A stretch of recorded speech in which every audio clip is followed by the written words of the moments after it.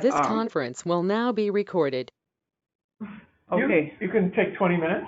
Okay, so I've got 20 minutes. Okay. Let's see what happens.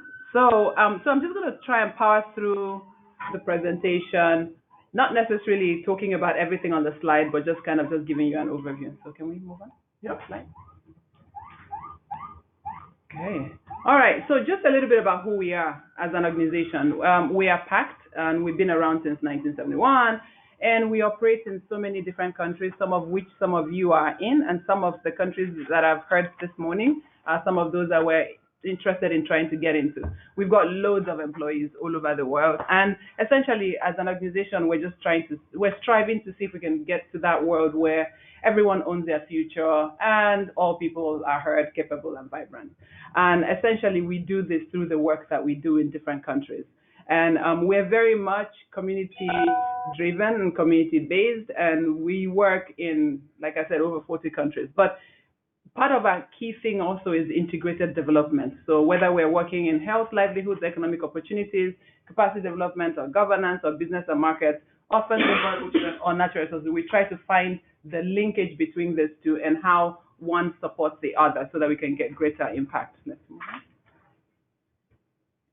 And so this morning, really, the discussion I was hoping to have is really talking about a little bit about some of the trends that are driving increased focus around capacity development, first of all. I'm going to be interchangeably using capacity development as well as community-led development because one drives the other or one supports the other. I don't know why my slides are popping up, but anyway, on there, but not here.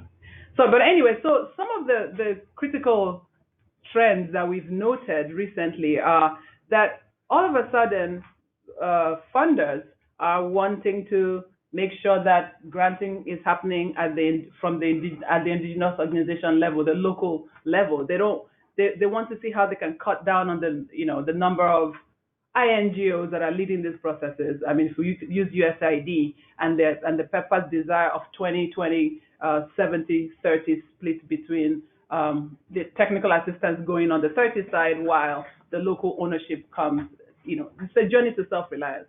We're also seeing a lot more around decentralization, and what that means is that the different systems and the different actors have to have the right capacity to be able to function and to deliver on the results. And there's a recognition of the efficacy of localized solutions. Why? Because it's the people, it's their design, they own it, and that definitely naturally is more effective than anything else. And of course, we know the closing space for civil society globally. We've seen that. And then global expectations for measurable and at scale outcomes. And this is one of the reasons why community-led development excites us, because for us, this is what we want.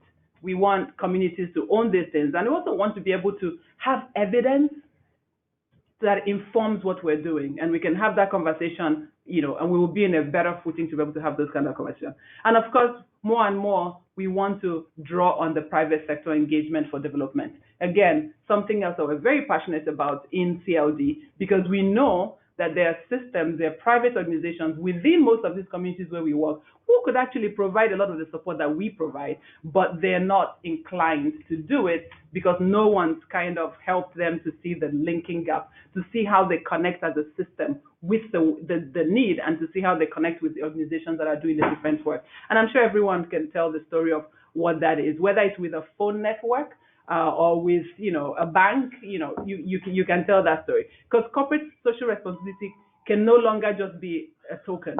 We need to get to that point where we are connecting the real issues here and connecting people so that there's efficiency and effectiveness at the end. So all these trends, they're all multifaceted capacity development. They all have implications for us. And again, I can never really look at community-led development separate from capacity development, because if you're going to get communities to lead the development, you need to be able to think in terms of, are they ready to lead that development processes? Because, that goes back again to the reason why in the first place we're doing, why are we even doing this development in the first place? It's because we know that there's no capacity available. So we go back to capacity development. And for us in Pact, we definitely believe that capacity development is a process. It's an approach. It's an outcome. It's not an isolated event by any means whatsoever. And we believe that it must be intentional. Hello?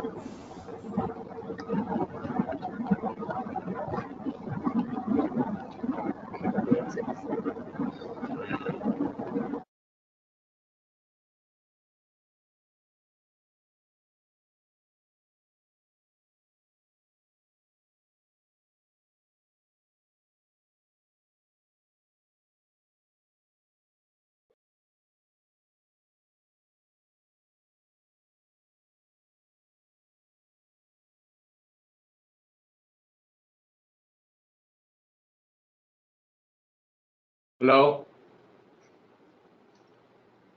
Seems disconnected. Hi, we lost the presentation, I think. Yeah, true.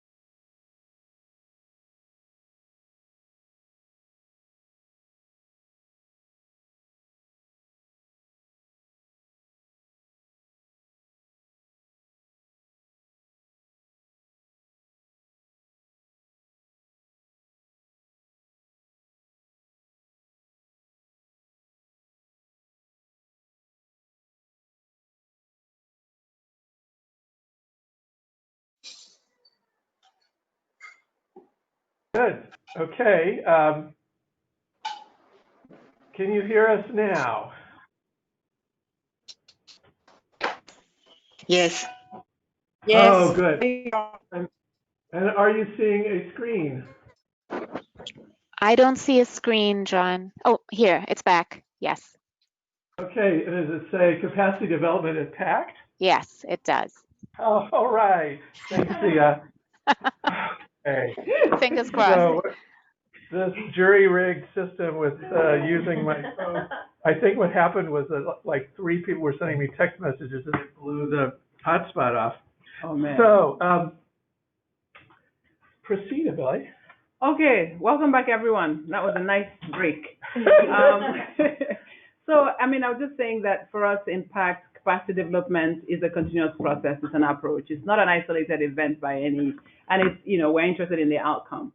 And we also know now, it's not a question of belief any longer, that it needs to be intentional. So it needs to be part of the design from the beginning so that you're able to actually accomplish it. And it's much more than knowledge transfer. It's about co-creation. Again, going back to CLD and all that we lead and it's about co-creation, co-implementation, co-monitoring, co-everything. You do it together. That's the whole idea here, because you want to make sure you transfer the skills and the skill stays and the skill can work on its own.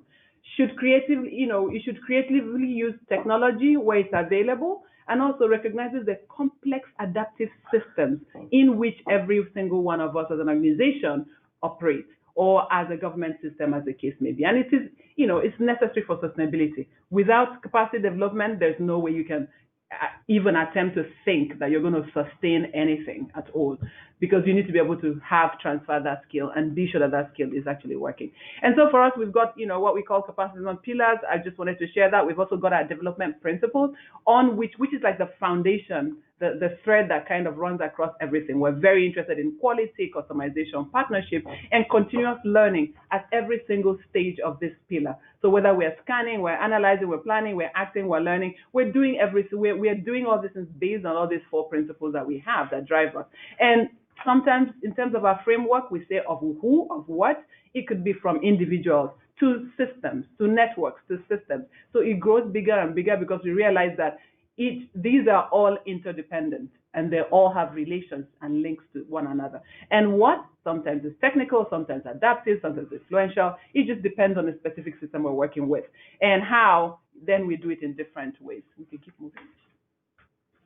And so just to say that within that, the pillars, we actually use a couple of tools, which a lot of us use already. But one of the ones that I wanted to call out a little bit about is the performance index. So we realized quickly around somewhere in the early 2000s that yes, we're measuring a lot, but most of our measurements are really at the output level. And we wanted to get at the outcome level. So if we strengthen capacity of a system, of an NGO, for instance, so what?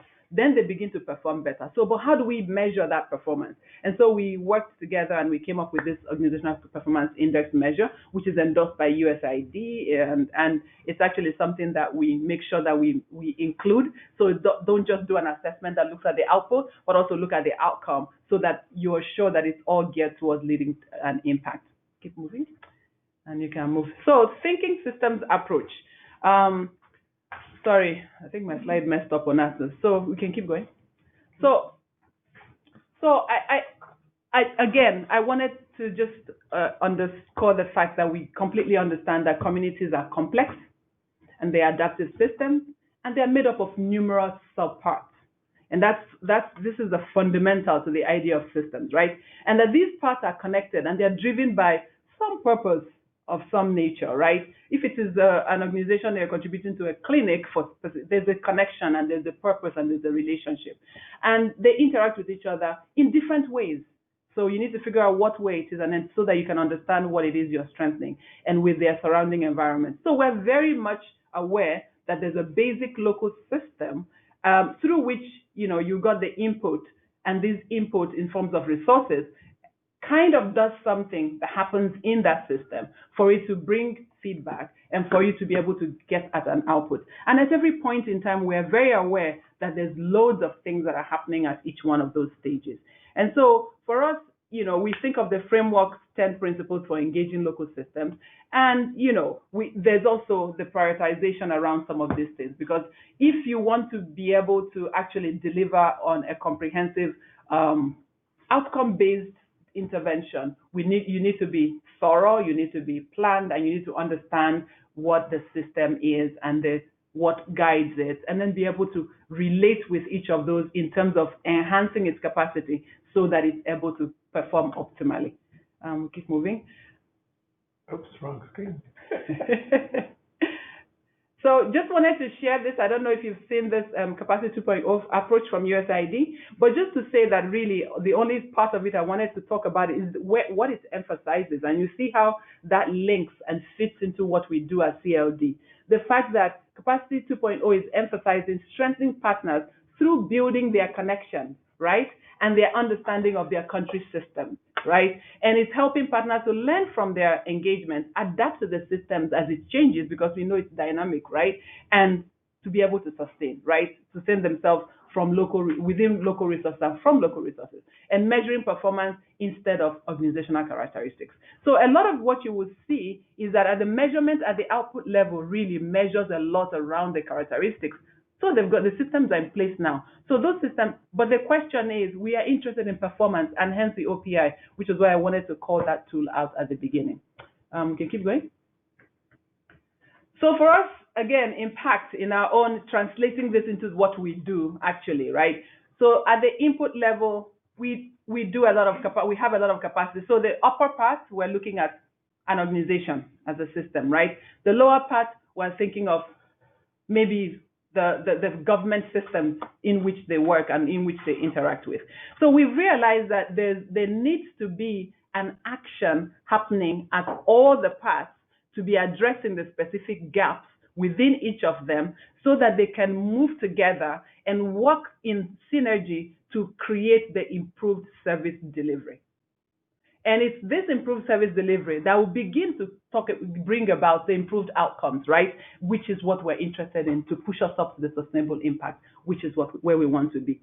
So every interaction for us as capacity development people impact is an opportunity, So we use tools and processes that focus on system thinking and co-creation, adaptive management, and sustainability. Yeah. And, it's redesigned my slides. Interesting. Okay. Anyway, so just to talk a little bit more around that, around sustainable results. Again, we know that there are individuals, actors in this process. Sometimes organizations, sometimes entities, sometimes institutions. But also we know that there's a bigger system through which all this works. So I just wanted to share a little bit about that, and we can keep going. I mean, people will have the slides, so let me keep running. So in Capacity 2.0, really, what it is that we're saying, we kind of distilled out what specifically USAID is trying to get at, and I feel again is very relevant for this group, is that we examine how an organization fits in with other elements that create the greater local system, right? We're not interested in any isolation. We want to co-create. We want to co-select partners based on this broad analysis of the system and how helping the partner perform better will actually affect or create or make anything happen at the other levels, right? And we want to act as mentors and coaches to help partners understand how best to achieve their desired performance. So we're not coming as subject matter experts because this is about co-creation and community-led. So we're coming to say, guys, we want to work together and we want you to be at the front, and we will continue to support in mentorship to provide the technical competence that they need to be able to come up with a more effective performance-based plan. So we promote the importance of connections and communication, social capital, best fit approaches, and that speaks to our key quality of customization. What we do in Uganda cannot be the same thing as what we're doing in I don't know, let's say even in Kenya, even though they're both in East Africa, right? There's a customization element of it that needs to work so that it becomes best fit. Can you keep going? And then, so I'm just continuing. The interest here is enabling of communities, enabling of partners. We don't want to do it. We want to enable them to do it, because if we're going to address the decentralization trend, we need to get to that point where we're enabling partners to be able, communities to be able to own processes and systems and determine their own desired performance, set their own goals, and the best path to achieve it within the context of whether it's a community or an organization. And so the focus is on recipient learning, adaptation, and renewal, right? So measure performance instead of assessing capacity. So again, it's getting down to the fact that, you know what, we're done doing all these assessments. These assessments alone, we need to think of it and the interrelationship within the other larger systems. So yeah, I'll get to the end so that we can ask questions. So just wanted to share one of the great ways that we believe that community-led development could be accomplished in terms of a tool, which that's the collective impact. That's actually a tool that we use. We use versions and iterations and parts of it in different things that we do and in the work we do. So just wanted to share the specific, in terms of you can go to the next slide, sorry. I'm moving my slides and thinking the slides are moving with me. So it's essentially isolated versus collective impact. What's the difference? And I wanted to share this slide particularly because it's helpful for you to realize what I'm doing. Is it isolated, or am I interested in the collectivity of this impact? And so it's not about doing things in silos any longer, because doing things in silo can only achieve very little change.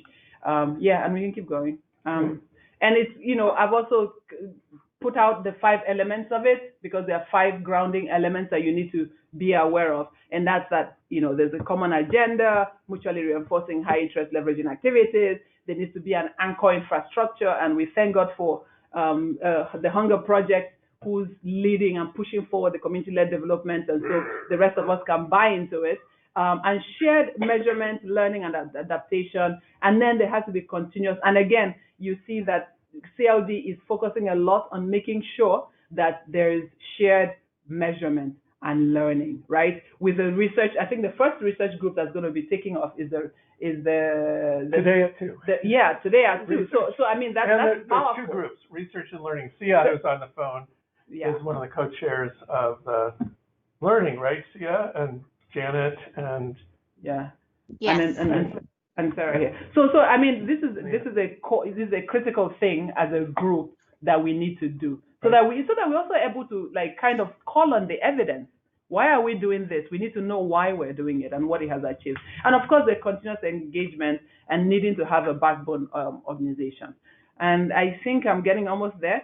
I also wanted to share that whether it's a community, I found this interesting because it actually came to play in work that I did recently in Madagascar, that the 6 conditions of system change actually play whether we'd like it or not, you know? And I think part of the problem is that at the beginning, we don't really think about it, but they do. And, you know, and it's just really saying that in terms of, if we want structural change to happen, we need to think in terms of the policies, the practices, the resource flows, right? But that's not enough, because that in itself is not going to create any system change on its own. You also need to think about the relationships and the connections. And this builds and pulls upon the Capacity 2.0 work that we do, as well as what CLD is poised to do. And you need to consider the power dynamics, right? We can do all of this stuff.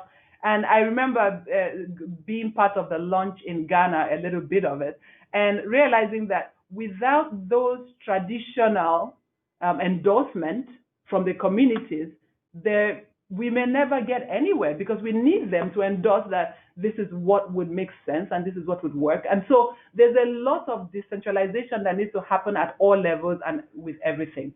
And then also, of course, the mental models is the greatest part of it. Unfortunately, that has to happen because there has to be a mindset around what we think, around our beliefs, around, you know, for this system to actually create or produce a change. I was also just going to share some other systems-informed capacity development ideas, like net mapping, co-creation, adaptive management, learn experimentation, system-level capacity development, and not just individual. And then stop talking, because I've spoken for too long already, and either have us have a little bit of a convo here, or if we do not have time, just some food for thought, because it would be nice for us to understand, as we shift measurement at the system and network level, how do we measure impact and sustainability? Or we can leave this for the research group. And also, stakeholder buy-in is often in the implementation of systems-based approaches. What successful models have we done within us? And this is a great group. You know, and how has the challenges of getting the stakeholder buy-in, which is a critical mass, how has those changes been addressed? And what else can we measure so that we can get at this system level change that we're talking about? So with that, I'd like to say thank you and keep quiet. Okay, Billy, thank you. Any comments, questions, or conversation from Abele's presentation? If they heard me. It all seems to be working. My little cell phone seems to be providing data still. This is Allison from Global Giving. I mentioned this in the chat, but in case someone's not watching, we at Global Giving actually use Pact's OPI tool in a 2-year study of our own impact, and we just published the results. So I left a link to that if you want to see what our results were, but also how we use the process. We have a whole paper written up about the process of using the OPI. That's fabulous. And we'll, is there a toolkit for learning to use it? Are there like YouTube videos and things like that that would train field staff to use this tool? So we're actually working on some blended learnings with Aga Khan Foundation on that. Okay. But we do have a handbook on the OPI. Great. And we also have a module on the AutoRad platform that essentially participants or implementers through an online tutorial of how to upload your OPI data, what to look for when you use the Capacity Solutions platform. Oh, that's cool. Yeah. So we do have a Capacity Solutions platform, which is it's for capacity development data from CSOs around the world. So it's a very interesting, but that's a platform, and it's a whole long presentation in itself. But we also have that, and definitely happy to share. Great. Well, I will definitely get the links to that and to the Global Giving study based on this out to everyone in the follow-up message that comes from this call. And is this slideshow? Yes. Is there a link to that as well? Okay. Exactly. It will. Yeah, I'd love to check that out. Yeah. Okay, so I'm going to now stop. Yeah, we leave our email addresses just in case. Oh, that's good. You actually want to see our faces again? We do. Every month if humanly possible. Okay, I'm going to try to now, if I go back to the other slides if I can. There's an O. I didn't even touch it. It doesn't matter. Okay, we'll pause for a second while I wake up a slide that had to shut to get us here. So there were no questions. Mm-hmm. Oh, wow. That was a great presentation. No, it's Yeah, I actually really two appreciate things. it. Either. You're a good presenter, Belly. That was good. Yeah. And you had teamwork. You had collective impact. You demonstrated collective impact in the presentation itself. It was a co-created, the whole team co-created this, and decided to come do it together. Yeah, definitely the sum is definitely greater than individuals, regardless of what it is you're doing. So. Yep. Okay, so I think everyone is still with us. As you see a little word loading there, then we will jump a few slides ahead here.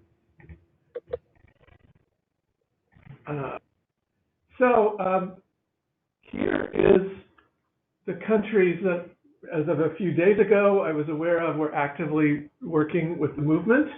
And I just want to see, before I go into some specific requests about some of the chapters that are forming in Guatemala and Kenya and Rwanda, if anybody has a report from any of these countries on the latest and greatest at the country level. Diana, or any news from Mexico? I know I dragged two of your mighty teammates off to upstate New York for the past week. Yeah, actually, we are missing them a lot. We haven't had the opportunity for talking to them yet, but well, I mean personally. But yeah, I want to share with you all that our main focus has been to enroll all the organizations towards our learnings from the first year as movement and towards the strategic planning for 2019. And we have been working on the purpose and intended outcomes for the session to have an effective work to effective activities where all organizations are inspired and clear on what have been missing and how are we going to do to accelerate the movement in Mexico. And that's fabulous. Yeah, for this, to support this intention, one of our volunteers, THP volunteers, who is also a researcher at the Social Research Institute in the UNAM, the National University, helped us to design a workshop to work with the organizations to develop an advocacy strategy. And actually today, later today, we will be presenting our vision about the movement in Mexico and discuss the creation of the movement's advocacy strategy for to work with the new administration. And that will, the administration is going to start working on December 1st, so we have a short time for that. And we will map new organizations that can join the movement as well as key decision makers on the new administration. And I think we all think that this is going to be interesting, an interesting space for discussing the movement, especially in an academic space, and its relevance for building a common understanding among all of the organizations of the movement. Oh, that's great. Thank you. Okay, so let's see. I want to jump to this slide. This says regional leadership and coordination. I just returned from a week of strategy meetings within this backbone organization that you were talking about the Hunger Project, and we have taken 4 of our country directors and transformed them into regional resource people for driving the strengthening of the movement in their regions. So Lorena's on the line. She is now going to coordinate Latin America. Daisy, who you heard earlier, for East Africa, Pascal for West Africa, Roland for Southern Africa. And we haven't really had discussions yet, although there's a lot of people on the line today from India, where it's quite late in the evening. But we really want to develop a Asia Pacific coordination structure as well, so people can do calls and meetings and support more frequently and better than I can by myself. There was a little ding. I hope it didn't kill the internet again. No, it was me. No, no, It was no. you dinging. Okay. Any, Lorena, Daisy, Pascal, Rollins, anyone want to say anything about regional coordination? I will send out contact information. Go ahead. Okay. Yeah, this is Daisy. And as you've just heard, I'll be sort of coordinating or supporting the East African countries on behalf of the Hunger Project, at least, and all our partners in the 5 or 6 East African countries, that is Ethiopia, Uganda, Kenya, Burundi, Tanzania, Rwanda, and we'll see about the DRC. But mainly we'll be looking at how we can strengthen our chapters within those organizations and achieve those goals which John outlined in as we were beginning the meeting. Great, Daisy. So so as we've mentioned a couple of times, the research working group is continuing. It's meeting today. The learning working group is continuing following the adoption.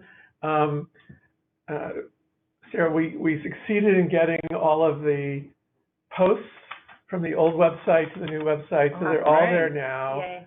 Are they live? Yeah, they're live. If you go under the who, you'll see a page on the Locust merger, and then it has a list of all the posts from the Locust website. I thought the Locust website was going to stay fully live, but it's now just redirecting to us, which is good. So there are a number of upcoming events. Let me just mention that we haven't absolutely confirmed that the launch of CLD Kenya will happen on the 5th. That's the day I'm really hoping it will. Carol's on the line, other people in Kenya are on the line, and we're wanting to really get this sorted out in the next couple of days because, airplane tickets and hotel rooms. But part of our hope is to leverage the power of devolution, decentralization that Kenya has gone through, where they have real meaningful public resources and real meaningful decision making at the county level. And we're inviting the county governor, who has been the real success story of citizen engagement in county government, to be the keynote speaker. So hopefully through the week, I can send confirmations out to everybody that that is indeed happening. Heifer has offered to, they have a lovely campus in Nairobi, and they've offered to host the meetings there.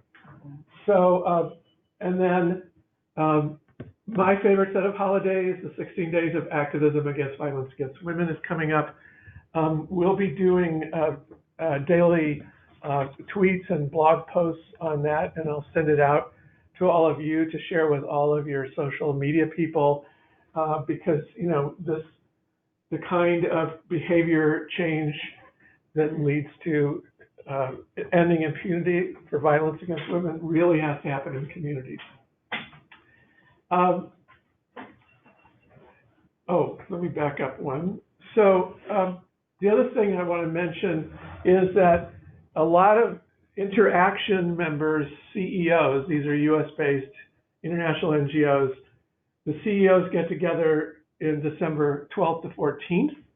I have asked Interaction they are ending at 11, so I'm going to organize a CEO luncheon for on the 14th for CLD member CEOs if they're part of Interaction. So that is definitely happening, and I'm getting a message out to all relevant CEOs.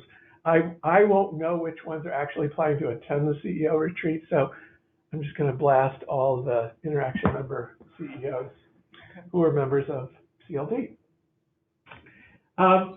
Then we need to start working now on the 2 big advocacy moments that are coming up at the United Nations. The Commission on the Status of Women has always been a big opportunity for us, because if women are going to truly have a voice, if all women are going to have a voice, it's going to need to happen in communities, because that's where they live. And so we want to get member states, and you or your CEOs do know member states, to co-sponsor an inside the UN side event, so we can have the biggest impact we can with the governments. Same with the high-level political forum.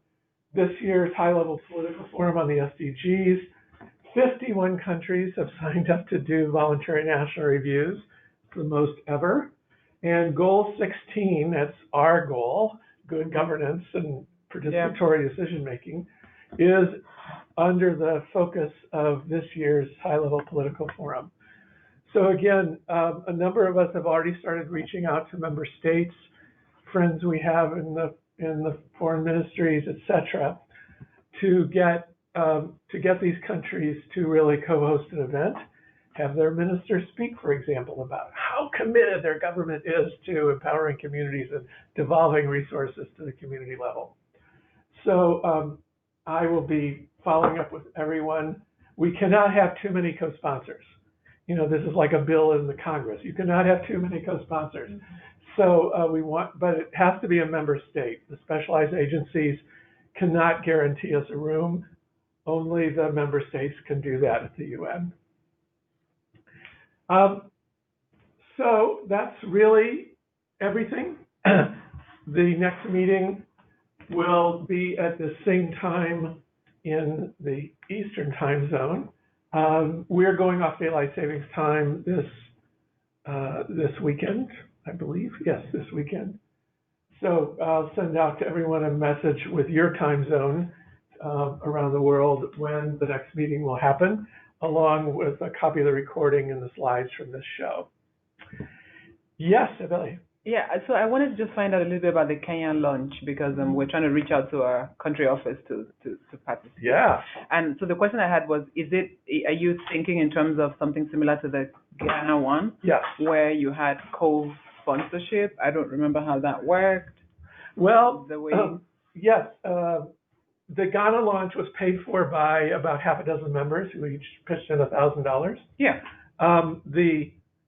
We may do that way. Or I also had a really good meeting with the Rockefeller Foundation, and they said, you know, we don't have autonomy anymore. We can only give small amounts of money. And I said, well, I can help you with that. I know just where you should put that small amount of money.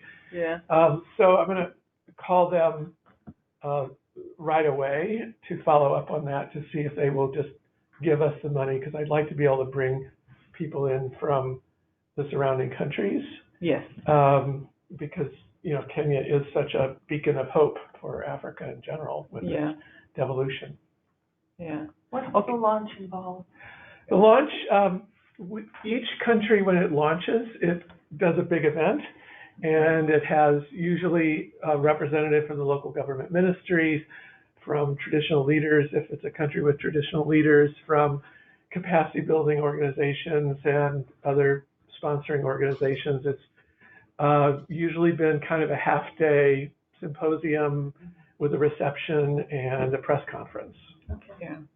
Yeah. So, I mean, what I would like is maybe because it would be nice to be able to, I like the fact that we had an invitation and a banner that had members logos on it. Yeah. Because I felt like that was a good way to communicate the whole idea of integration, and the whole idea that there's more than one person. There's more than one organization leading this. There's got to be others. Yeah. And then if it means the pitching, then so long as we have it early enough, so we can do all the advocacy required, even if it's $1,000. Yeah. Well, I think we have to have a final yes or no answer by Monday. Okay. Which would be exactly 1 month in advance. Okay. So, but I hope that I can even nail it down by Friday. Okay. So. All right, that's cool. Other questions, comments before we close? I know we've already lost a few people who left right at the turn of the hour. Yeah. Okay, everybody. Well, thank you so much for tolerating our horrible internet problems here today. I won't let it happen again, even if I have to move.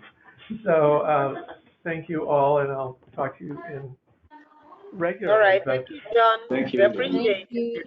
Thank you. thanks for being with us. Thank you all. Bye. Bye, John. Gracias. Bye, Rita. Bye. Bye. Hi, Bye, Rita.